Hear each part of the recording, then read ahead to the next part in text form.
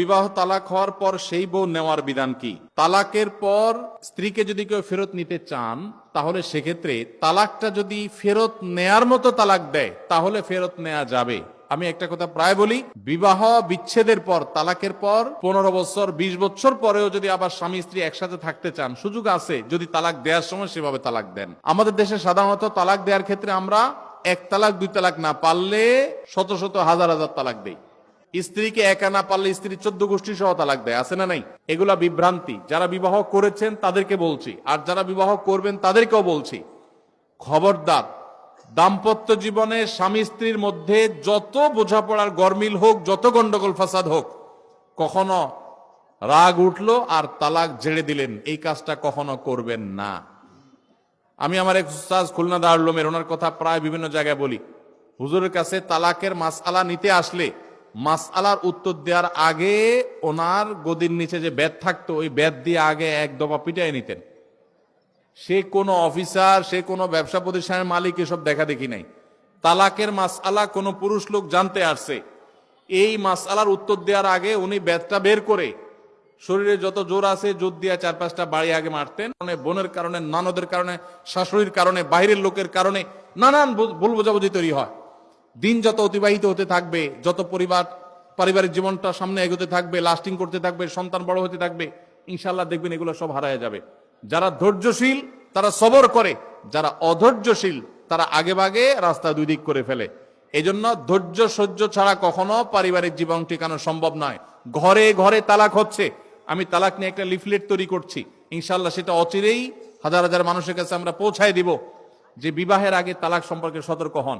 বেশিরভাগ মানুষ তালাক দিয়ে এসে এরপরে চোখের পানি ফেলে, এসে বলে, হুজুর দিয়ে ফেলেছি, এখন কি করব। আপনি যদি 3টা তালাক দিয়ে শেষ করে থাকেন, তাহলে সেক্ষেত্রে আপনার স্ত্রীর সাথে আপনার সংসার করার সুযোগ যদি নষ্ট করেন, গোটা পৃথিবীর সব হুজুর একসাথ হয়ে, মক্কা মদিনার ইমাম সাহেব যদি একসাথ হন, আপনাকে আপনার স্ত্রীর সাথে সংসার করার সুযোগ দিতে পারেন না। কারণ ব্যাপারটা হলো ছুরি মারার মতো। আমার পেটে ছুরি মেরে দিলেন, এরপর আপনি জিহ্বা কামড়াচ্ছেন, আফসুস করছেন। আফসুস আপনি করতে পারেন, আমি আর জীবিত হয়ে যাব না। দাম্পত্য সম্পর্কটা এরকম। এই জন্য খবরদার, রাগের মাথায় যদি ডিসিশন নেন যে তার সাথে আমি সংসার করব না, তখন স্ত্রীকে কিছু বলবেন না। আমি যদি এজন্য বলি, রাগ উঠেছে, পারলে একটা ধাক্কা দিলেন, একটা বকা দিলেন, একটা ভালো কথা বলে বকা দিলেন, গালিগালাজ না, পারলে একটা চিমটি দিলেন। যদি আপনি অন্যায় করে থাকেন তাহলে আপনার বিচার করা যাবে। কিন্তু যদি তালাক দিয়া বসেন, সালাতুন জিদ্দুহুন্না জিদ্দুন ওয়া হাজলুহুন্না জিদ্দুন, নবীজি সাল্লাল্লাহু আলাইহি সাল্লাম বলেছেন, 3টা কাজ ইচ্ছাকৃত করলে যা হবে, দুষ্টমি করে করলেও তা হবে। আমাদের দেশে বিভিন্ন জায়গায় এক সময় ছিল, এখন আছে কিনা জানি না, অনেক এলাকা প্রশাসনের অনেক ভাইয়েরা তারা বড় বড় সাইনবোর্ড লাগায় রাখছে, রাগের মাথায় তালাক দিলে তালাক হয় না। দেখছেন আপনারা এই সাইনবোর্ড? কেউ দুর্ভাগ্য হয় নাই কারোর? এরকম সাইনবোর্ড অনেক জায়গায় আছে।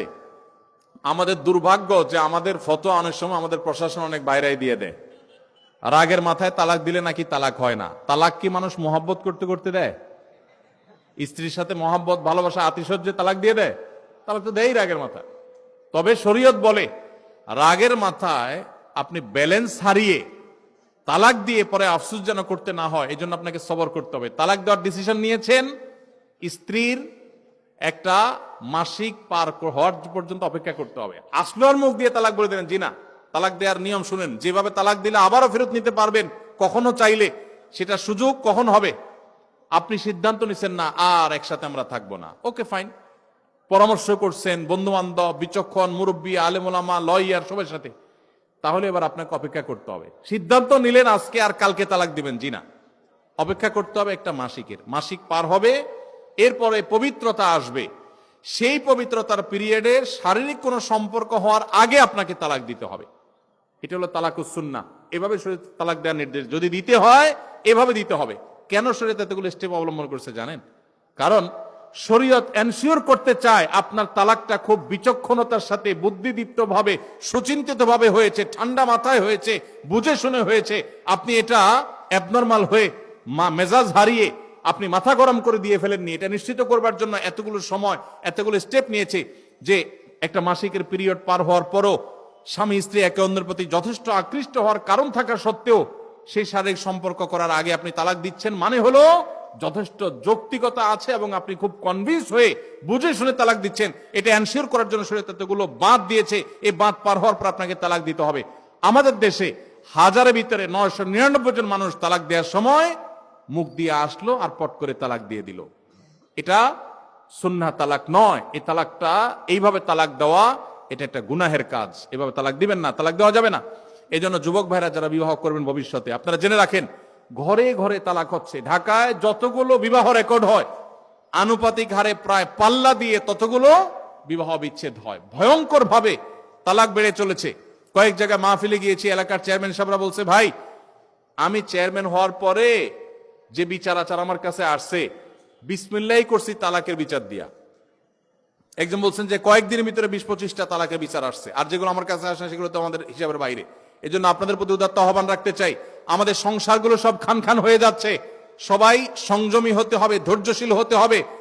as-sabru জাযাউহু আল জান্নাহ, সবরের বিনিময় আল্লাহ তাআলা জান্নাত দান করবেন। সবাই সবর করবেন তো ইনশাআল্লাহ। দাম্পত্য জীবনে আর যা হোক, খবরদার কখনো মাথা গরম করে তালাক দিবেন।